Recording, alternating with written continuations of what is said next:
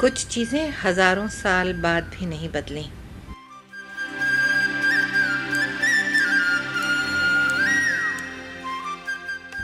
آج بھی لوگوں کے گھر کے چولہے لکڑیوں سے جلتے ہیں۔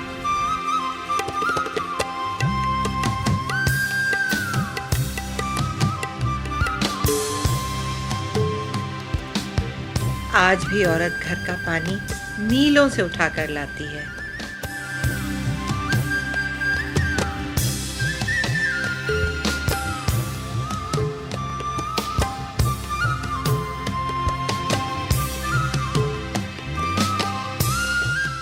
کچھ چیزوں میں تبدیلی ناگزیر ہے۔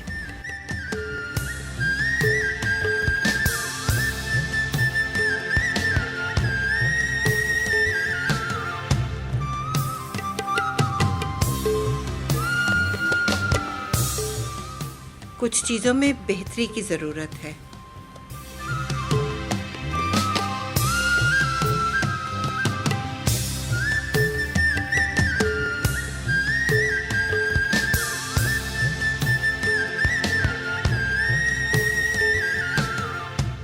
اور کچھ چیزیں آہستہ آہستہ تبدیل ہوتی ہیں۔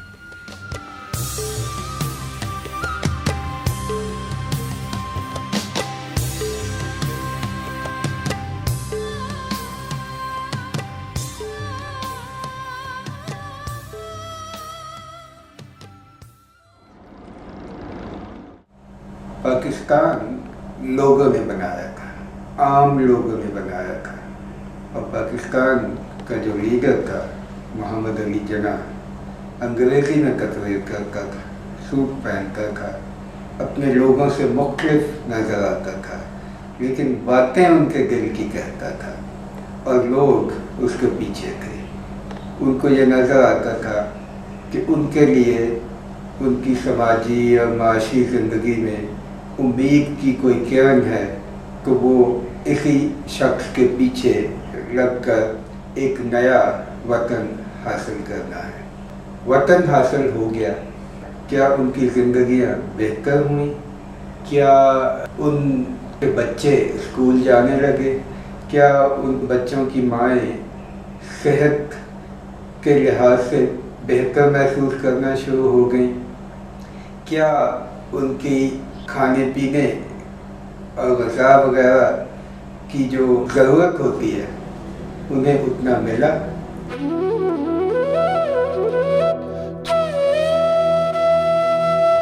بس ہمارے ملک میں جو غربت کے خاتمے کا سوال ہے، لوگوں کی خوشحالی کا سوال ہے کہ کیسے معاشی طور پہ خوشحال ہوں، اس کا سب کا دار و مدار ملک کی سیاست سے بہت گھیرا ہے کہ کون لوگ اقتدار میں ہیں، ان کے مفادات کیا ہیں اور عوام کے ساتھ ان کا کیا رشتہ ہے۔ پاکستان کے شروع دن سے یہ بدقسمتی رہی ہے کہ اس میں حکمرانی کے کرنے والے لوگ، یعنی جو آزادی کے بعد سے اب تک، ان میں زیادہ بڑا حصہ جو ہے وہ اس بیوروکریسی کا آیا جو انگریز کی خدمتگار تھی، چاہے وہ سیولین ہو چاہے فوجی ہو، اور اس کا سب سے بڑا اور قابل اعتماد جو علائن تھا، یعنی اس کا جو اتحادی تھا، وہ وڈیرا، جاگیردار، سردار، خان۔ اور یہ جو ملا ہے، مولوی، وہ خود بخود اٹیچ تھا، چاہے وہ خان سے اٹیچ تھا یا اس کا وڈیرے کے ساتھ تھا، اس کے لیے وہ نظریاتی گراؤنڈ بناتا تھا، یعنی لوگوں کو سکون دینا، لوگوں کو تسلی دینا کہ اللہ نے آپ کے قسمت میں یہ لکھ دیا ہے۔ سامراجی دور میں 1900 عیسوی سے کسانوں کے ساتھ منصفانہ سلوک روا رکھنے کی بہت سی کوششیں کی گئیں۔ در حقیقت مسلم لیگ نے کسانوں کو اسلامی انصاف کی ضمانت دی تھی۔ یہ جو مغربی پاکستان ہے، جو آج کا پاکستان ہے، یہ جو ہے آؤٹر اسکرٹس تھے پورے انڈیا کے، اور جس علاقے میں پاکستان بنا وہ انڈسٹریل سیکٹرز جو ہے یا انڈسٹریل جو سینٹرز تھے وہ 2 یا 3 تھے۔ پاکستان کی جو ساری لیڈرشپ تھی محمد علی جناح کو چھوڑ پہ، وہ عمومی طور پہ جو فورس تھی ان کے پیچھے وہ سارے فیوڈل لارڈز تھے، اور انہی فیوڈل لارڈز کی بنیاد پہ تھا، اور کوئی بہت بڑا انڈسٹریلسٹ یا صنعتی جو لوگ تھے وہ مسلم لیگ کے ساتھ اس طرح موجود نہیں تھے۔ لہٰذا ان کا کلچر اور روایات جو ہیں وہ اس ملک کے اندر ڈیموکریٹک اور ٹریڈ یونین یا لیبر پرو پیپل نہیں رہی۔ بنسبت پاکستان جب بنا، جو مذہبی جو تفریق ہوئی اس کے درمیان جو ہے لاکھوں لوگ اس میں مارے گئے، اور اس کا اثر یہ ہوا خصوصی طور پہ پنجاب اور سندھ سے ایک بڑی مائگریشن جو ہے وہ انڈیا ہوئی.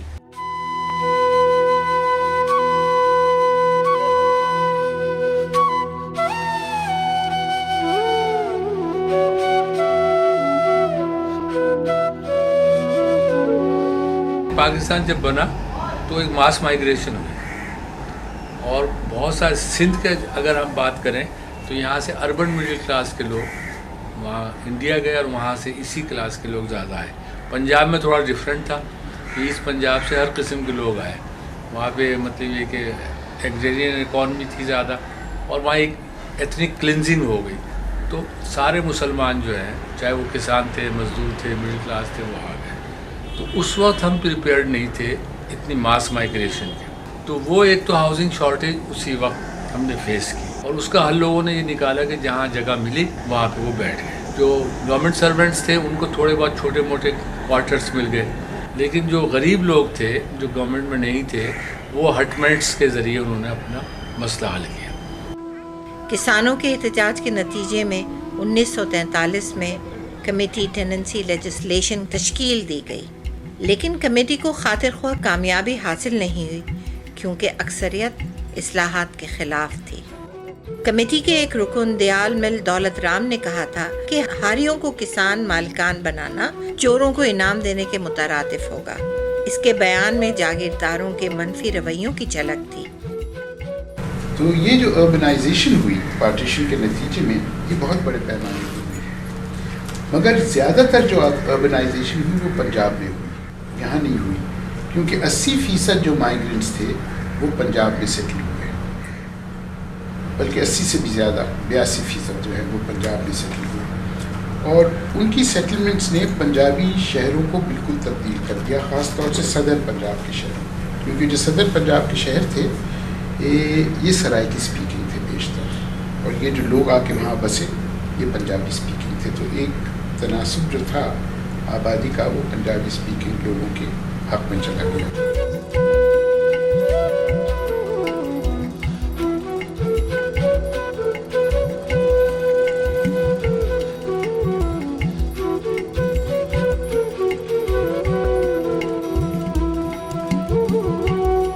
جب پاکستان بنا تو یہ جو خطہ ہے اور جو ایسٹ پاکستان تھا جو اب بنگلہ دیش ہے, یہ دونوں زرعی علاقے تھے. زراعت کے ڈھانچے میں کوئی تبدیلی نہیں ہوئی, زرعی اصلاحات میننگ فل طریقے سے نہیں ہوئی. تو جس طرح کا ملکیت کا ڈھانچہ تھا 1947 میں وہ کم و بیش 1970 میں بھی اسی طرح سے تھا. پولیٹیکل پاور تھی وہ اسی طرح سے انٹیکٹ تھی, بلکہ وہ بڑھ گئی تھی. تقسیم سے قبل حکومت سندھ نے ہاری انکوائری کمیٹی تشکیل دی تھی, جس کا چیئرمین ایک انگریز زمیندار تھا اور جو پہلی صورتحال کو برقرار رکھنا چاہتا تھا.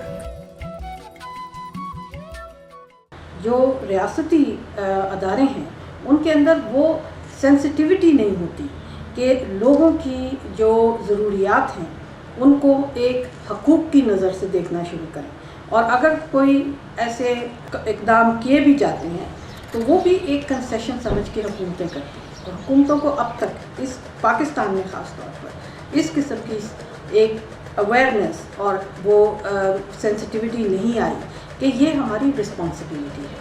آپ بات کرتے ہیں قوانین کی, قوانین بہت اچھا ہے, وہ ایک پہلا سٹیپ ضرور ہوتا ہے, لیکن وہاں پر ہر بات ختم نہیں ہو جاتی. بہت سے قوانین اس ملک میں بنے ہیں جو اس لیے فیل ہو گئے کہ اس کے پیچھے ریاست کی جو سماجی پالیسی تھی اس کی بیکنگ نہیں تھی, اور اس میں عموماً ایسے قوانین ہیں جو کہ لوگوں کے معاشی اور معاشرتی حقوق سے منسلک ہیں. مثلاً یہاں پر لینڈ کی بات آتی کہ لوگ لائیولیہڈ پیدا کس چیز سے کریں, کس ذریعے سے روزگار کمائیں.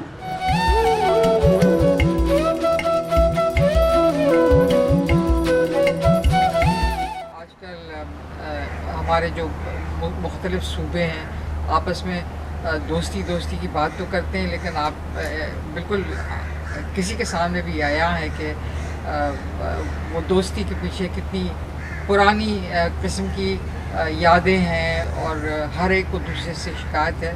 جب آپ بار بار یونٹی اور ان چیزوں کی بات کرتے ہیں تو اس کا इसका मतलब ही यही है कि यूनिटी है नहीं या दोस्ती है नहीं या कोई चीज़ कोई अंसर जो है वो मिसिंग है गोया। विजनरी की ज़रूरत होती, लेकिन बहरहाल अगर इन चीज़ों से शुरू से अगर हम इस पे गौर करते तो फिर ये होता कि आज आपके जो टेक्स्ट बुक्स हैं और आपकी जो अच्छे टीचर्स हैं, ये लोग वो उन बातों को न छुपाते कि जो हकीकत है, जिसकी समझने से ये जो हमारी 60 साल से जो तकरीबन तीसरी जनरेशन हो गई है, वो इन बातों को एक तो समझने की कोशिश भी करते, इसकी वजूहात भी मालूम करते और उसको मुझे यकीन है कि उससे बेहतर बनाने की कोशिश करते। लेकिन चूँकि उनको कभी हकीकत से वाकिफ़ नहीं किया गया, इसीलिए बहुत सारी शिकायतें भी होती हैं और बहुत सारी मिसअंडरस्टैंडिंग्स जो होती हैं।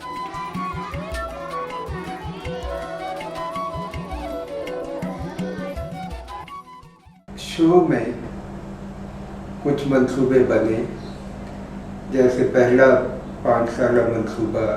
इस मंसूबे के साथ जो हशर हुआ, जब अप्रूवल हुआ तो उसमें काफ़ी सारी वो चीज़ें नहीं थी जो होनी चाहिए थी।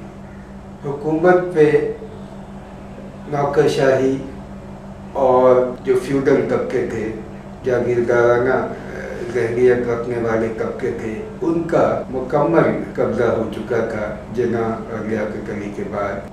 मशरक़ी पाकिस्तान वालों ने तो अपने लिए ज़रूरी इस्लाहात कर ली, मगरबी पाकिस्तान में ज़रूरी इस्लाहात को गोल कर दिया गया, जिसका नतीजा ये हुआ कि जो ज़राअत के माने हुए उसूल हैं कि अगर किसान एक मुनासिब कतः ज़मीन की मिल्कियत रखता है, उसको उसके लिए हुकूमत अपने एक्सटेंशन प्रोग्राम्स के ज़रिए सहूलतें मुहैया करती है, तो वो जो उसकी फ़ी एकड़ पैदावार होती है वो उसको बढ़ाता ही चला जाता है।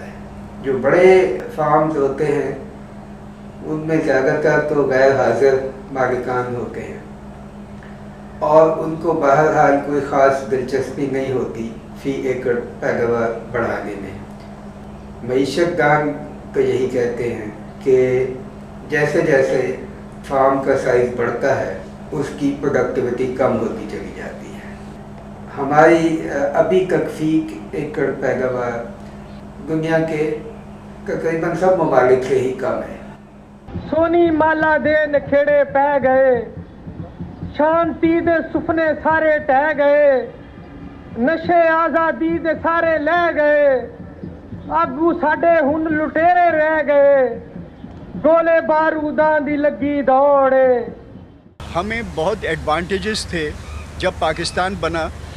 सिंध और पंजाब के अंदर बहुत बड़ा इलाका जो है वो एक वास्ट ट्रैक्ट है और इसमें इरिगेटेड एग्रीकल्चर है, कनाल एग्रीकल्चर है। बल्कि कहा जाता है कि Pakistan has the biggest canal and irrigated system in the world, जिसको हमने पूरी तरह इस्तेमाल नहीं किया, बल्कि जिसके गलत इस्तेमाल की वजह से हमारे यहाँ जो डेजर्टिफिकेशन का प्रोसेस, जिसको सीपेज और सेलानाइजेशन कहते हैं, वो बहुत बढ़ गया है।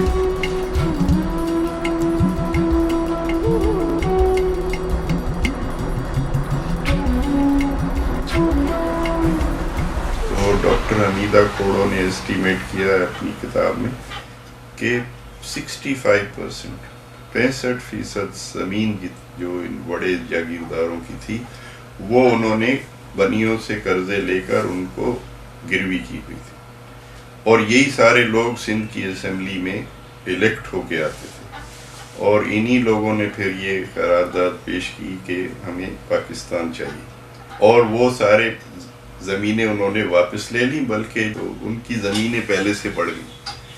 तो उन्होंने लैंड रिफॉर्म्स नहीं होने दी। नतीजा ये था कि जो नई वर्किंग क्लास यहाँ बन रही थी उसमें कोई सिंधी नहीं था। 10 से 15 साल थे, उसमें सनतकारी ज़्यादा यहाँ हुई, कराची में हुई, फिर हैदराबाद कोटरी में हुई, वहाँ इंडस्ट्रियल एस्टेट डेवलप हुई, लेकिन सिंधी उसमें नहीं थे क्योंकि वो जागीरदारी के बोझ के नीचे दबे हुए थे। जागीरदारी सिस्टम के और जो बहुत सारे नेगेटिव असरात होते हैं उनके साथ बड़ा हिस्सा ये कि जो लोग होते हैं उनकी ज़मीनों पे काम करने वाले, वो अपनी मर्जी से मूव नहीं कर सकते, उनको इजाज़त लेनी पड़ती है जाने की। ज़राअत के ढांचे में कोई तब्दीली नहीं हुई। जैसे दुनिया भर में सनतकारी जो है वो मजबूत बुनियादों पर उस वक्त कायम होती है जब ज़रई इस्लाहात की जाएँ और ज़मीन से जो लोग बंधे हुए होते हैं, बेज़मीन लोग होते हैं, उनको ज़मीन मिले, बड़ी जागीरदारी का ख़ात्मा हो। तो उसी तरह ज़राअत की ग्रोथ जो है वो तेज़ी के साथ हो। जो जागीरदार थे उनके रिश्ते बन गए ब्यूरोक्रेट्स के साथ, जनरल्स के साथ, फ़ौज का यहाँ पर कंट्रोल हुआ सियासत के ऊपर और मईशत के ऊपर। तो ये एक तरह का उनका गठजोड़ बन गया। और इसी तरह उनके साथ तीसरे जो थे वो मुल्ला जो है वो इकट्ठे हुए। तो ये जो रिलीजियस गिरोह या पार्टियां या अफराद थे इनको भी डिस्प्रोपोर्शनेट पावर मिल गई और पाकिस्तान जो है वो आलमी सतह पर एंटी कम्युनिस्ट अलायंस का हिस्सा बन गया 1954 से। और ये सारे जो था उसका एक पहलू ये था कि मज़दूरों को मुनज़्ज़म नहीं होने दिया जाए, क्योंकि मज़दूर अगर मुनज़्ज़म होंगे, उनकी ट्रेड यूनियनें बनेंगी, उनकी पॉलिटिकल पार्टी होगी, तो वो लाजमी तौर पर तबकाती सोच पे इकट्ठा होंगे। फुल्लां दियां कंढियां नाल यारियां, हुम दे मौसम ने बड़का मारियां, चानने ते बंद होइयां बारियां, खुदकुशी नाल कोंपलां सब हारियां, सामराजी भूत फिरदा चौड़े। हमारे मुल्क में पूरे जो ओवरऑल आज़ादी की तहरीक है, उस आज़ादी की तहरीक में माशी नुक्ता बहुत अहम था। आज़ादी के लिए लोग कोई भी खाली खुली आज़ादी के लिए नहीं लड़ता जब तक आवाम को ये ना पैकेज दिया जाए कि इस आज़ादी से आपको क्या मिलेगा। और आवाम को ये वादा किया गया था कि आपको जो है आज़ादी के बाद ज़रा इस्लाहत होगी। अंग्रेज़ ने जो जागीरें तकसीम की हैं बड़े बड़े लोगों को, वो जागीरें उनसे लेकर जो पैदा करता है, जो किसान है, जो भारी है, उसको दी जाएंगी। तो इस तरह उनको ये कहना कि आपको ज़मीनें मिलेंगी उनके लिए बड़ी यानी एक अच्छा ख्वाब। अभी भी मैं कहता हूँ कि कोई और पैकेज ना दिया जाए लोगों को, कोई इमदाद ना दी जाए, आप उनको वसीले दे दें, वसाइल ज़मीन के वसीला, पीने के पानी का वसीला, रहने के लिए जगह दे दें, कुछ उसकी बुनियादी चीज़ें डेवलप कर दें, बाकी घर वर वो खुद बना लेंगे। रोटी कपड़ा मकान अवाम अपनी मेहनत से खुद तामीर करेगा। तो मुस्लिम लीग के शुरू दिनों की करारदातें जो हैं उसमें ज़रा इस्लाहत की, ज़मीनें किसानों को देने का वादा है। लेकिन बाद में ये हमें सारी प्रैक्टिस में देखते हैं कि जब जागीरदारों ने देखा कि कांग्रेस भी ज़मीनें तकसीम करेगी, और वहाँ तो मुमकिन लगा क्योंकि वहाँ डेमोक्रेटिक फोर्सेस बहुत स्ट्रांग थी। यहाँ के जो जागीरदार हैं इन्होंने सब ने मुस्लिम लीग का रुख अख्तियार किया और मुस्लिम लीग में शामिल होकर उन्होंने सारा वो जो माशी प्रोग्राम था मुस्लिम लीग का, उसको सिर्फ मजहबी प्रोग्राम बना दिया। यानी एक ही बात सामने रही कि इस्लाम के लिए बनाए, बाकी वो उसमें अवाम के हकूक़ की जितनी मकालमे हैं, जितनी करारदातें, उसको सब तहस-नहस कर दिया। पूरी सियासी तहरीक में मुझे नज़र आता है कि जहाँ पर भी हुक्मरान गिरोह देखता है कि मुझे नुकसान होने जा रहा है, वो उस नुकसान देने वाली फोर्स के अंदर चला जाता है। आप पीपल्स पार्टी का देख लें, मुस्लिम लीग का भी यही असर हुआ। पीपल्स पार्टी में भी रोटी कपड़ा मकान का वायदा हुआ और आप देखें कि सारे जागीरदार उसमें काबिज हो गए, और उसके बाद ज़ाहिर है कि रोटी कपड़े मकान का वादा पूरा नहीं करना था। लेकिन जैसे भुट्टो की हुकूमत आई, उसने कहा मैं ज़रूरी इस्लाहत करूँगा, सब वडेरे जागीरदार पीपल्स पार्टी में चले गए, हालांकि वो कह रहा है मैं ज़रूरी इस्लाहत करूँगा। फिर वडेरे क्यों चले गए? उसका साफ मतलब ये है कि उन्होंने उस पर अमल नहीं होने देना था। उनको ये पता था कि अगर हम बाहर रहे पीपल्स पार्टी से तो दूसरे लोग आगे आ जाएंगे पीपल्स पार्टी में और वो ज़रूरी इस्लाहत पर अमल करा लेंगे। अज भी बागां ते फुल तोड़े दा राज, कुग्गियां दे लहू दा चीला ते ताज, फेरे बाजा ने लुकोया है अनाज, चंगे इंसाना दी अखे थोड़े, बेयकीनी पई यकीनू दस दी, जिंदगी ते मौत पई हस दी, ਭੁੱਖ ਨੰਗ ਕਾਰ ਕਾਰ ਵਸਦੀ। और हमने देखा है कि लैंड रिफॉर्म्स की बातें होती रही हैं, लेकिन लैंड रिफॉर्म जेन्युइनली कभी आए ही नहीं। जहाँ पर जेन्युइन लैंड रिफॉर्म्स हुए हैं वहाँ सोशल पावर और रिलेशनशिप भी चेंज हुई है और उससे बहुत फ़र्क पड़ा है सियासी सूरत हाल पर भी।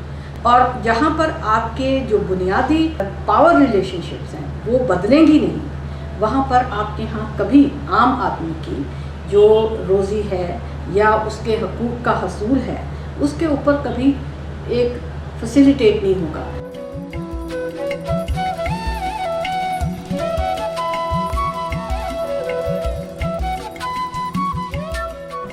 फिर जब पाकिस्तान टूट गया तो एक अवामी हुकूमत आई 77 में जो उन्होंने वाकई सही ज़रूरी इस्लाहात शुरू की, उसके बाद आने वाले डिक्टेटर ज़ियाउल हक की शरीयत कोर्ट ने उनको गैर इस्लामी करार दे दिया गया और वो गैर इस्लामी करार देने का फैसला अभी तक बरकरार है। इसलिए जब तक वो फैसला मौजूद है यहाँ और लैंड रिफॉर्म होने का भी सवाल नहीं है।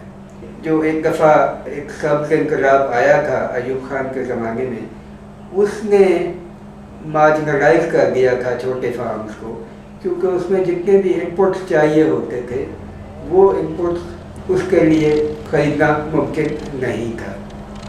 पाकिस्तान में एक वज़ीर आज़म साहब आए, हमें बड़ी खुशी हुई कि वो पाकिस्तान के सबसे गरीब और सबसे छोटे सूबे से ताल्लुक़ रखते हैं, जमाली साहब। उन्होंने एक ही माशी बयान कौम के नाम नशर किया और उन्होंने एक ही माशी बात की, और वो ये थी कि आइंदा कभी ज़रूरी इस्लाहात नहीं होंगी।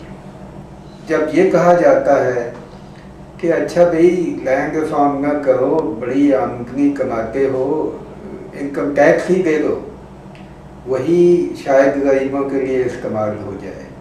सारी दुनिया में आमदनी का मतलब होता है आमदनी। हमारे मुल्क में अगर आप जागीरदार हैं तो आपकी आमदनी पे टैक्स नहीं लगता और उसका फ़ायदा आप भरपूर उठाते हैं कि आप अपनी गैर ज़रूरी आमदनी को भी ज़रूरी आमदनी डिक्लेयर करके दूसरी आमदनी पे भी टैक्स बचा जाते हैं। बल्कि यहाँ ये फैशन हो गया है कि बड़े बड़े सरमायादार जो हैं, इंडस्ट्रियलिस्ट जो हैं, सनतकार जो हैं, उन्होंने फार्म्स बनाए हुए हैं और उनकी बड़ी बड़ी इनकम ज़ाहिर करके इनकम टैक्स बचा है। इन्होंने आइंदा जितनी भी लैंड रिफॉर्म हो सकती हैं उनके ख्याल में, उसके मुताबिक अपनी ज़मीनें पहले ही इधर उधर के नामों पे लगा दी हुई हैं। आप कानून बनाएं, आपको पता चलेगा कि हमारे बड़े बड़े लोगों के नाम पे तो कुछ है ही नहीं, क्योंकि पुराने तरीके की लैंड रिफॉर्म अब मुमकिन नहीं रही। फिर ये देखें कि स्टेट लैंड है काफ़ी, लेकिन कभी कभी कुछ सियासी हुकूमतें ये कहती हैं कि हम स्टेट लैंड गरीबों में बांटेंगे। जैसे आजकल सिंध में ये कोशिश हो रही है, इनफॉर्मली लोगों का कंट्रोल है उसमें, बड़े बड़े लोगों का कंट्रोल। जब इस तरह से वो दी जाती है, जैसे पहले एक दो सियासी अखबार में ज़मीन दी गई, तो आपने देखा होगा कि वो दौर ख़त्म हुआ, वो ज़मीनें भी किसी तरीके से वापस हो गई। हुकूमत ने लोगों के बुनियादी मसाइल हल करने के बजाय जदीदियत पर जोर दिया। यही वजह है कि तरक्की कम हुई। हमारे जो एडवाइज़र्स थे, उसमें ख़ास तौर से हार्वर्ड एडवाइजरी ग्रुप जो था, उन्होंने ये कहा कि पाकिस्तान को अगर तरक्की करनी है तो ये लार्ज स्केल मैन्युफैक्चरिंग में चला जाए एकदम। और ये हमने लेट 50s से शुरू कर दिया कि हमने सारे जो हैंड पिक इंडस्ट्रियलिस्ट थे, मैं उनको एंटरप्रेन्योर भी नहीं कहता, वो हैंड पिक लोग थे, उनको उन्होंने हर किस्म के कंसेशन दिए। वो लोग भी शहर की तरफ आने लगे जब उन्हें कोई जॉब्स नहीं मिले देहात में, और मीडियम साइज सिटीज़ की तरफ तवज्जो नहीं दी गई। उसकी वजह से housing shortages across the board हुई। अच्छा, जो रिच क्लास के थे और मिडिल क्लास के थे, उन्होंने तो मसले हल कर लिए कि गवर्नमेंट ने स्कीमें बनाई तो वो उन्होंने प्लॉट ले लिए सस्ते दामों। लेकिन जो गरीब लोग थे, जो वर्किंग क्लास के थे, उन्होंने जो भी स्कीमें गवर्नमेंट की तरफ थी उनसे उनको कुछ हिस्सा नहीं मिला। क्योंकि उनकी जो स्ट्रेटजी थी हाउसिंग की वो भी गलत थी।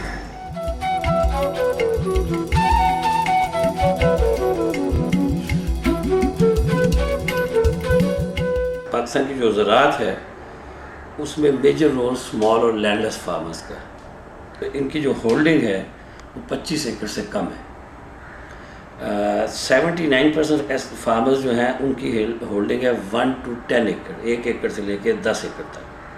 अबाउट 600 जिनके पास 1 लाख से लेके और 1000 एकड़ तक लैंड है, जो किसी उसमें नहीं आते टोटल परसेंटेज में 1% भी नहीं है, less than 1%। It is total about 600 people जिनके पास 20,000, 50,000, 1 लाख। लेकिन जो पाकिस्तान की प्रोडक्शन है एग्री क्रॉप्स की, उसमें जो मेजर रोल है वो इस 93% स्मॉल फार्मर्स का है और लैंडलेस फार्मर्स का है। लाइफ स्टॉक सारे का सारा लैंडलेस फार्मर कर रहे हैं। ज़्यादातर इन्वॉल्व हैं विलेज वूमेन, गांव की औरतें जो हैं वो ज़्यादा होल्ड करती हैं लाइफ स्टॉक। हर घर में 1, 2, 4 जानवर होते हैं। पाकिस्तान में मोर देन 70% लोग एग्रीकल्चर में डायरेक्टली इन्वॉल्व हैं और बाकी जो शहरों में रहते हैं वो इनडायरेक्टली इन्वॉल्व हैं। हमारी एक्सपोर्ट बहुत कम है, हमारी इंपोर्ट बहुत ज़्यादा है। हमारा जो क्राइसिस है एग्रीकल्चर में स्मॉल फार्मर का या मिड फार्मर का वो है मिडल मैन। जब हमारी क्रॉप आती है गांव में तो वहाँ पे जो लोकल मिडल मैन है वो जो लोकल मंडी में से लेके जाता है, सबसे पहले वो फार्मर से मिनिमम प्राइस पे क्रॉप बाय कर लेता है। अब मैं आपको ओकाड़ा की मिसाल देता हूँ कि दीपालपुर ओकाड़ा की तहसील है, वहाँ पे जो फार्मर्स ग्रो करता है पोटैटो या वीट या जो भी चीज़ वो ग्रो करता है उससे वो मिडल मैन परचेज़ करता है, फिर उसे ओकाड़ा भेज देता है। ओकाड़ा वाला जो मिडल मैन है आड़ती है वो उसे लेकर लाहौर की मंडी में भेज देता है या कराची की मंडी में भेज देता है। कराची की जो या लाहौर की जो बड़ी मंडी है वहाँ से वो उससे शॉपकीपर और रेडी वाला ख़रीदता है और वो कंज्यूमर तक लेके जाता है। तो अगर आप इसे कैलकुलेट करें कि वो आलू जो 5 रुपये केजी दीपालपुर से चलता है वो लाहौर पहुँचते पहुँचते 20 रुपये केजी हो जाता है। और अब 2 पिस रहे हैं, प्रोड्यूसर को 5 रुपये मिल रहे हैं, कंज्यूमर को 20 रुपये में ख़रीदना पड़ रहा है। उसको 5 रुपये केजी दे के कोई सेविंग नहीं होती, उसकी कास्ट ऑफ प्रोडक्शन बहुत ज़्यादा है और बीच में मिडल मैन कमा रहा है। तो एक बहुत बड़ी जो हमारी पॉपुलेशन है वो इसमें दोनों तरफ से एक्सप्लॉइट हो रही है और मिडल मैन पैसे जनरेट कर रहा है। और जो स्मॉल फार्मर है उसका सबसे बड़ी ट्रेजेडी है कि उसको नेक्स्ट क्रॉप लेने के लिए अपनी पिछली क्रॉप जो है वो बेचनी होती है, उसकी होल्डिंग कैपेसिटी नहीं है। उसने पहले ही आड़ती से पैसे लिए होते हैं, वो उसका मकरूज़ होता है, उससे उसने खाद उठाई होती है, बीज उठाया होता है, जिसकी वजह से वो मजबूर होता है कि उसी को दे, उसी मिडल मैन को या उसी आड़ती को। और सेकेंडली ये कि वो जिस रेट पे दे वो उस पे दे और अगली क्रॉप के लिए फिर दोबारा उससे खाद और बीज दे। लिहाजा कोल्ड स्टोरेज और ये स्टोरिंग की कैपेसिटी उसकी नहीं है, इसलिए वो सस्ते दामों बेच के फिर दोबारा नई क्रॉप लगा देता है।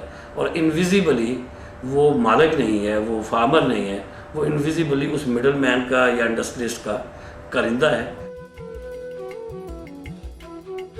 देही इलाकों में जोर था अपने एकर्स बढ़ाने पर।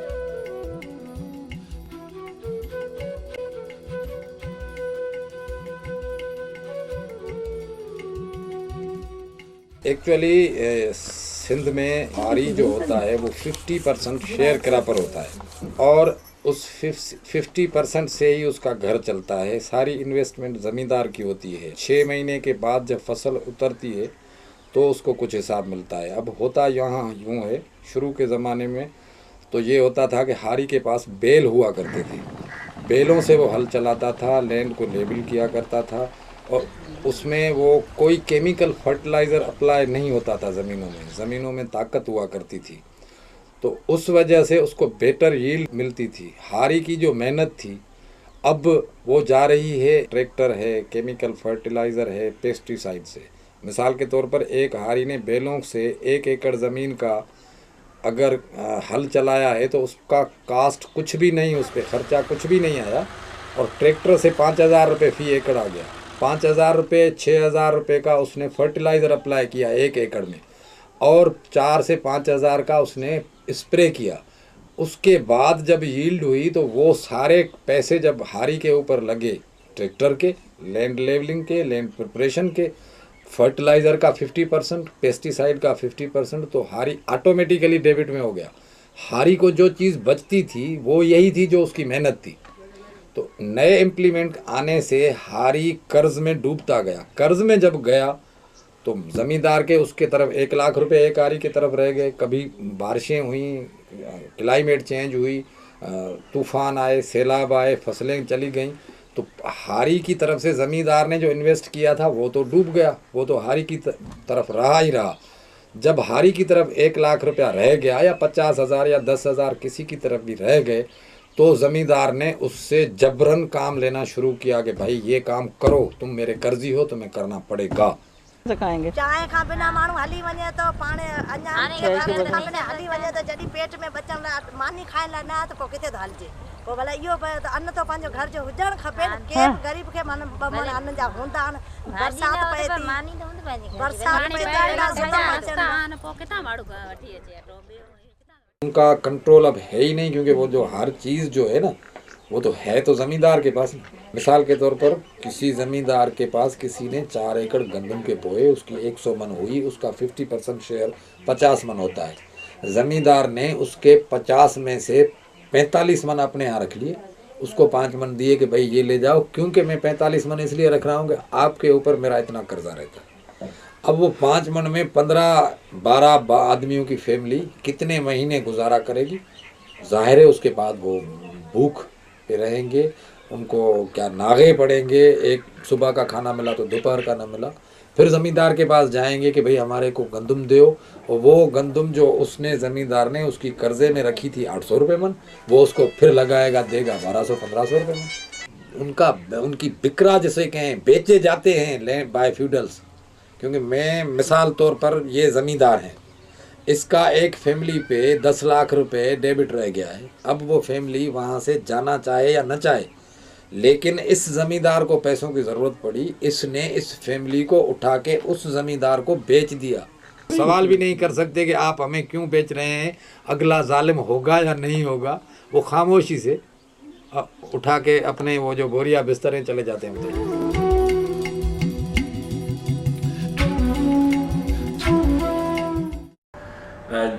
अगर स्मॉल फार्म में कर्जा ले ले तो बैंक वाले ज़मीन उसकी ऑक्शन कर देते हैं, और अगर बड़े बड़े कर्जा ले ले तो स्टेट बैंक कर्जे माफ़ कर देते हैं। जिनके माफ़ होने चाहिए वो गरीब लोग हैं, उनकी वो लेके ऑक्शन लेकर ज़मीन, फिर बड़ा जागीरदार उनकी ज़मीन बाय कर लेता है या कोई मिडल मैन बाय कर लेता है, और वो स्मॉल फार्मर जो है वो ग्रेजुअली वो एग्रीकल्चर से आउट होता जा रहा है। यहाँ की जंग न्यूज़ में है कि उन्होंने जो सर्वे किया 8000 पर एनम खुदकशियाँ पाकिस्तान में हो रही हैं।